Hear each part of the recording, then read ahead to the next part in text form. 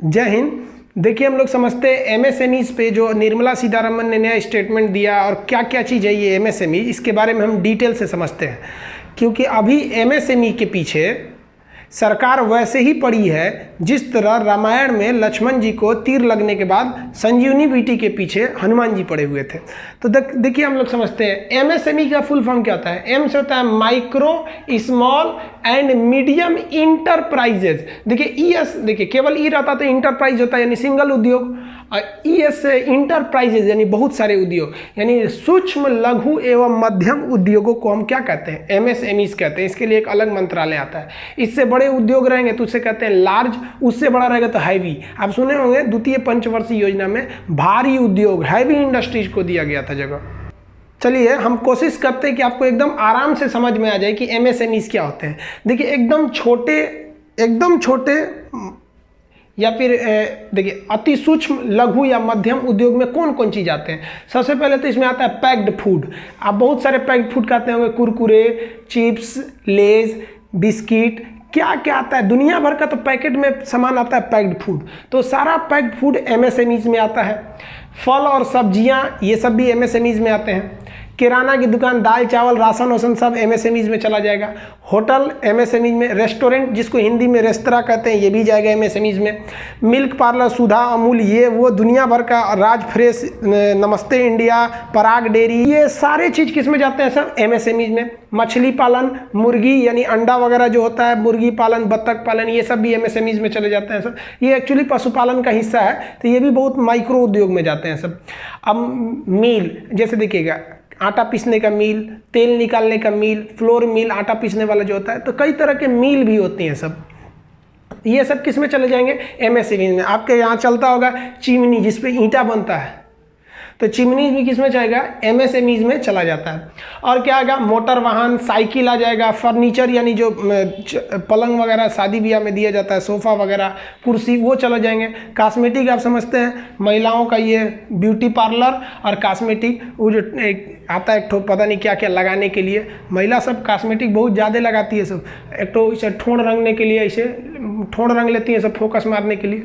तो ये सब फोकस मारने के लिए जो कॉस्मेटिक हो गया, ब्यूटी पार्लर हो गया, सैलून हो गया, ये सब भी एमएसएमईज में जाएंगे।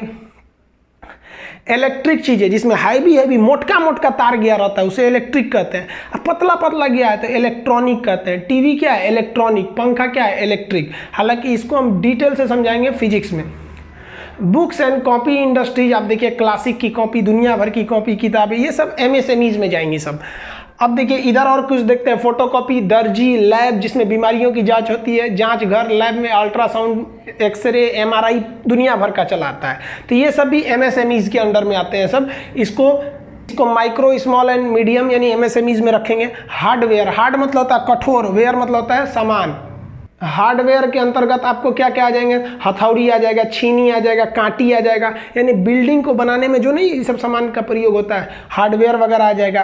कारपेंटर के सामान आ जाएंगे, पेंट वगैरह आ जाएंगे, लेदर, चमड़ा उद्योग, ये सब एमएसएमईज में आएंगे। इतना ज़्यादा होते हैं एमएसएमईज जिसका कोई हद नहीं। तो ये एमएसएमईज के हम केवल कुछ एग्जाम्पल लिखे हैं। एमएसएमईज के टोटल 6500 प्रोडक्ट होते हैं। तो चलिए हम समझते हैं कि एमएसएमईज के इतने महत्व क्या है, फिर देखेंगे चेंजिंग क्या हुई है। तो इंपॉर्टेंस मतलब महत्व, देखिए क्या है एमएसएमईज के महत्व।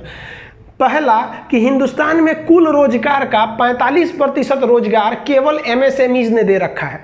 यानी एमएसएमईज इंडस्ट्री डूबा तो 45% लोग बेरोजगार हो जाएंगे। सोचिए, सबसे ज़्यादा रोजगार दे रखा है एमएसएमईज ने। अब हम समझते हैं निर्यात यानी एक्सपोर्ट, विदेश में जो निर्यात होता है उसका आधा तो यही कर देता है एमएसएमईज। टोटल निर्यात का 50% एक्सपोर्ट केवल एमएसएमईज के माध्यम से होता है, इसलिए इसे बचाना और जरूरी हो जाता है। उद्योग, जितने कल कारखाने देखते हैं उसका 90% कल कारखाना, जितने भी कारखाने हैं उसका 90% कारखाना एमएसएमईज का होगा। या तो उसमें कुछ सामान बनेगा, किराना, फर्नीचर, कॉस्मेटिक, कुछ भी देखिएगा आप, A to Z कारखाना देखिएगा 90% एमएसएमईज के ही होते हैं। बाकी लार्ज स्केल या हैवी इंडस्ट्रीज के होंगे 10% में। प्रोडक्ट यानी आइटम देखते हैं कि ये कौन कौन से आइटम को ये बनाते हैं, तो लगभग ये 6500 आइटम बनाते हैं। कोल्ड ड्रिंक से लेकर कुरकुरे से लेकर ऐसे गिनते रह जाइएगा, 6000 आइटम बनाते हैं। यानी अगर एमएसएमईज इंडस्ट्री डूबा तो आपके 6000 आइटम्स के कारखाने डूबेंगे, आपका 50% निर्यात रुक जाएगा, 45% लोग बेरोजगार हो जाएंगे। इतना भयानक 90% उद्योग बर्बाद हो जाएगा आपका। टोटल जीडीपी का लगभग ये 10% कंट्रोल करके रखे हैं। मोदी जी ने टोटल जीडीपी का कितना दिया है? 10%, 20 लाख करोड़। तो सोचिए, मोदी जी ने केवल एमएसएमईज को दे रखा है। तो ये एमएसएमईज बहुत ज़रूरी है। जैसे ही मोदी जी ने अनाउंस किया था कि भैया हम एमएसएमईज को बढ़ावा देंगे, एमएसएमईज इंडस्ट्रीज ने अपना जी जान लगा दिया कि भैया सरकार हमको बढ़ावा देगी। अभी हम समझते हैं कि सरकार कैसे बढ़ावा देती है, लेकिन उससे पहले हम आपको एक टेलर दिखा देते हैं कि एमएसएमईज वालों का क्या जलवा है। देखिए, कोरोना फैलने के बाद चाइना से हम लोग ने N95 मास्क मंगाया। वो मास्क डॉक्टरों के लिए होता है जो मरीजों के एकदम क्लोज कांटेक्ट में रहते हैं, वो भी गड़बड़ी वाला दे दिया। PPE kit, personal protective equipment, आप देखते होंगे रेन कोट की तरह सफ़ेद सफ़ेद या ब्लू कलर का एक जैकेट की तरह डॉक्टर पहनते हैं सब। एक दिन बाद उसको क्या करते हैं लोग, उतार के फेंक देते हैं। वो ख़त्म कहानी, एक ही दिन का उसका काम ही होता है।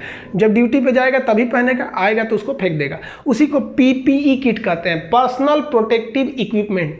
N95 चाइना से आ रहा था, PPE किट चाइना से आ रहा था, रैपिड टेस्टिंग किट चाइना से आ रहा था। अब इन ससुरो चीज में चाइना ने एकदम घटिया सामान भेज दिया। इटली को भी घटिया बेचा, भारत को भी बेचा। तो भारत के ICMR ने कहा कि जहाँ जहाँ भी ये सब चीज़ें हैं, ये डुप्लीकेट चीज़ हैं, आप इस्तेमाल मत कीजिए। भारत सरकार ने चाइना के इन सामानों को पैक करके लाद के पानी वाली जहाज में भेज दिया, ले जाओ चाइना, ये आपका ज़रूरत नहीं है। तो चाइना ने कहा कि काहे वापस भेज रहे हैं, आपको यूज करने नहीं आता है, आप घमंड में वापस भेज दिए हैं, आप ये बनाइएगा कैसे। तो भारतीयों को चैलेंज नहीं करना चाहिए। यहाँ वही जगह है जहाँ से सिकंदर हार के गया है। इन MSMEs वालों ने बड़ी चोटी एक कर दिया और आज की तारीख में भारत प्रतिदिन 2 लाख N95 मास्क बना रहा है। 2 lakh N95 mask, 2 lakh PPE kit पर दिन बना रहा है और 2 lakh rapid testing kit per day बना रहा है। यानी PPE किट भी 2 लाख, N95 भी और रैपिड एक्शन किट भी 2-2 लाख हर दिन बना रहा है। और इसको ये 4 लाख प्रतिदिन करने वाले हैं।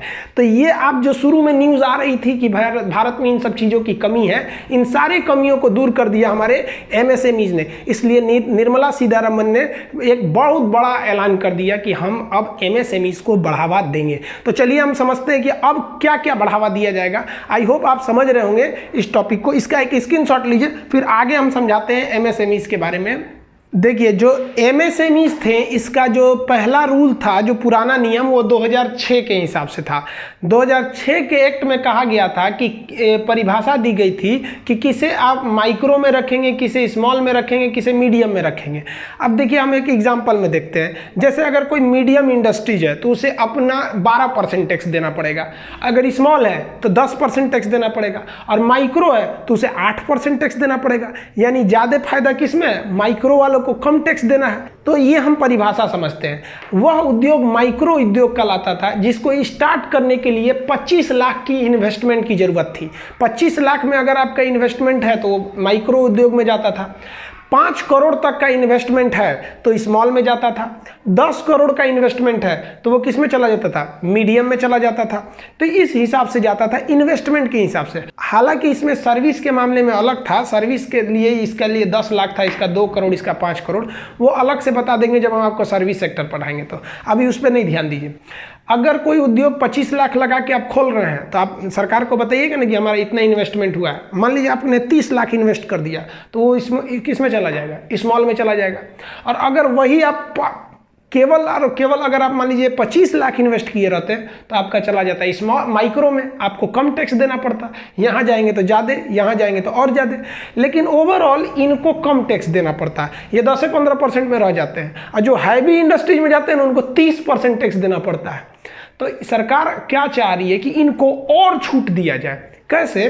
तो जो न्यू एक्ट आया है उसमें कहा गया है कि देखिए वैसा उद्योग माइक्रो कहेंगे ना जिसको खोलने के लिए 1 करोड़ की जरूरत है, यानी अगर 1 करोड़ रुपया लगा के भी आप बहुत बड़ा उद्योग खोलते हैं तो सरकार बहुत कम टैक्स लेगी। सोचिए, पहले 1 करोड़ लगा दीजिएगा तो चले जाइएगा स्मॉल वाले में, इसमें 25 लाख से जहां ऊपर गए तो स्मॉल में चले जाएंगे, तो फायदा हुआ कि नहीं? तो इसमें 2 चीजें कहा गया है कि अगर आपका इन्वेस्टमेंट 1 करोड़ है और 5 करोड़ का साल भर में टर्न ओवर हो रहा है तो भी हम आपको माइक्रो यानी बच्चा की तरह ट्रीट करेंगे। कुछ गलती भी कर दीजिएगा तो चलेगा, सरकार एकदम ऐसा नहीं है कि आपको बंदे करा देगी। स्मॉल वाला में जहां 5 करोड़ लिमिट थी उसको बढ़ा के कर दिएगा 10 करोड़। भैया 10 करोड़ लगाओ, अब 50 करोड़ का टर्नओवर करो, हम बहुत कम टैक्स लेंगे क्योंकि तुम लोग संजीवनी बीटू है हमारे देश के लिए। और मीडियम वालों को भी कहा है कि भैया पुराना छोड़ो 10 करोड़, 20 करोड़ लगाओ और 100 करोड़ का टर्नओवर करो, हम तुम लोग को MSME की तरह ट्रीट करेंगे कि बाबू ये अच्छे हैं सब, इनकी ओर ज़्यादा ध्यान नहीं दीजिए, ये देश को बचा के रखते हैं सब, देश के लोगों की ज़रूरत की चीज़ें बनाते हैं सब। तो ये नया समझ में आ गया। अब हम समझते हैं कि MSMEs को वह कौन सी ऐसी बेनिफिट, वह कौन सा ऐसा छूट दिया जाता है जो लार्ज इंडस्ट्रीज या हैवी इंडस्ट्रीज को नहीं दिया जाता है। तो देखिए सबसे पहला, बैंक इनको इजीली लोन दे देती है, आराम से लोन दे देती है क्योंकि इनकी गारंटी सरकार ले लेती है कि ये भागेगा नहीं। समझ में आ गया? हैवी सबको जल्दी लोन नहीं मिलता है। दूसरा, इनको जो लोन दिया जाता है उनका इंटरेस्ट रेट, ब्याज दर बहुत कम होता है। MSMEs में तीनों को कम दिया जाता है, ऐसा नहीं है कि हाँ इसको बहुत कम, इसको थोड़ा ज़्यादा, लेकिन 1-2% का अंतर होता है। और हैवी इंडस्ट्रीज वाले ससुरन को 15% के ब्याज दर पे देगा। इन सब को मान लीजिए इसको दिया 8-9, इसको 10, लेकिन हैवी वाले को 15% का ब्याज लगा देगा। तो पहला फायदा कि इन लोग को क्या हो जाता है भैया कि इंटरेस्ट रेट कम लगते हैं। दूसरा, टैक्स कम लग जाता है, इन लोग को बहुत कम टैक्स देना पड़ता है। अब ऐसे समझिए कि अगर आप कोई ऑयल रिफाइनरी खोलते हैं तो हैवी इंडस्ट्रीज में जाएगा, उसमें कुल कमाई का ससुरा 30% दीजिए सरकार को टैक्स, और अगर आप MSMEs में किसी में आते हैं तो 12% दीजिए। फायदा है कि नहीं MSME में? तो सरकार पूरी तरह MSME को बचा रही है। क्यों? अभी हम बता दिए, क्योंकि भैया 45% रोजगार वही दे रहे हैं, 50% एक्सपोर्ट वही कर रहे हैं, 6500 से ज़्यादा आइटम बना रहे हैं, तो ये सब उनका फायदा है। दूसरा, लाइसेंस सरकार आराम से दे देती है कि हाँ भैया आप लाइसेंस ले जाइए, आपको कोई दिक्कत नहीं है। जैसे आप देखिए ध्यान से, एग्जाम्पल में देखिएगा, आप अपने शहर में नोटिस किए होंगे कि कुछ ऐसे सड़कें होती हैं जहां पर टेम्पू को या जीप को नहीं जाने दिया जाता है, लेकिन हवाई बैटरी से चलने वाला रिक्शा कोनों गली में घुस जाता है। देखे हैं कि नहीं? क्योंकि वो इस सब में आ जाते हैं, उन लोग को ज़्यादा फायदा हो जाता है। अब आप ट्रक को देखिएगा, शहर के बीचों बीच में ट्रक रात 9 बजे से पहले घुसने नहीं दिया जाता है, बाईपास पे खड़ा रखता है। बाईपास की सड़क चौड़ी बनाई जाती है इसीलिए कि ससुरा यहीं खड़ा रहेगा सब दिन भर, उसको 90 फीट कहीं 80 फीट बोला जाता है, तो वहीं बेचारे खड़े रहते हैं सब। और छोटकी गाड़ियाँ दिन भर घूमती रहती हैं सब। क्यों? क्योंकि उनको आराम से लाइसेंस मिल जाता है, उन्हें सर्टिफिकेट दे दिया जाता है कि इनको कोई नहीं रोकेगा, पुलिस वाला कोई नहीं रोकेगा। समझ में आया? तो ये सब फायदे होते हैं। इनको सरकार प्रेफरेंस देती है, वरीयता देती है कि नहीं भैया इनको जाने दीजिए, इनको मत रोकिए। समझ में आ गया? और सबसे बड़ा की चीज़ क्या है, ससुरा NGT नौटंकी नहीं करता है। NGT क्या है? National green tribunal. अब NGT है भैया पर्यावरण का नियम लेके चल आएगा। मान लीजिए आप कोई बहुत हैवी इंडस्ट्रीज खोलना चाह रहे हैं 100 करोड़ रुपया लगा के, तो NGT आएगा। देखिए पानी निकालने की अच्छी व्यवस्था होनी चाहिए, धुआं वाली चिमनी बहुत ऊंची होनी चाहिए, वर्कर को ये सुविधा, मतलब इतना ज़्यादा ये पर्यावरण का नियम चिपका देगा ना कि आप इसी को पूरा करते करते पगला जाएंगे। तो सरकार ना NGT को कहती है कि रे बकलुलवा, तू MSME वाले को डिस्टर्ब मत करना, ये बहुत बेहतरीन काम कर रहे हैं सब, ये देश की जनता की जो मूलभूत आवश्यकता है उनका उत्पादन कर रहे हैं। तो निर्मला सीतारमण में भाषण में यही कहा कि अब हम लोग फुल फोकस किस पे करेंगे? MSMEs पे करेंगे, क्योंकि ये लोग 6500 चीज़ों का उत्पादन करते हैं। अगर MSMEs सुदृढ़ हो गया तो 6500 चीज़ें जो हमारी मूलभूत ज़रूरतें हैं वो हमारी पूरी हो जाएंगी इसी MSMEs के तहत। अतः इसी को कहा गया आत्मनिर्भर भारत, हम अपने आप पर आत्मनिर्भर हो जाएंगे और ये हम कर सकते हैं। ये एमएसएमई ने दिखाया है। जो चाइना घमंड में कहता था कि तुम कोरोना की जांच कैसे करोगे, डॉक्टरों को मास्क कहां से दोगे, उनको पीपीई किट कैसे दोगे, हम लोग पर दिन 2 lakh kit, 2 lakh PPE kit, 2 lakh N95 mask, 2 lakh rapid test करके दिखा दिया चाइना को कि अगर एमएसएमई जिंदा है तो हमारे हिंदुस्तान को आगे बढ़ने से कोई नहीं रोक सकता है। हम उम्मीद करते हैं कि आपको आसान भाषा में एमएसएमई समझ में आया होगा। फिर भी अगर आपको कोई प्रॉब्लम है तो आप उसे कमेंट करके बता सकते हैं। आप इसका एक स्क्रीनशॉट ले लीजिए, फिर हम आगे समझाएंगे आपको कि लेबर लॉ में क्या सुधार किया गया है, क्या लेबर लॉ है, इसके बारे में हम चर्चा करेंगे।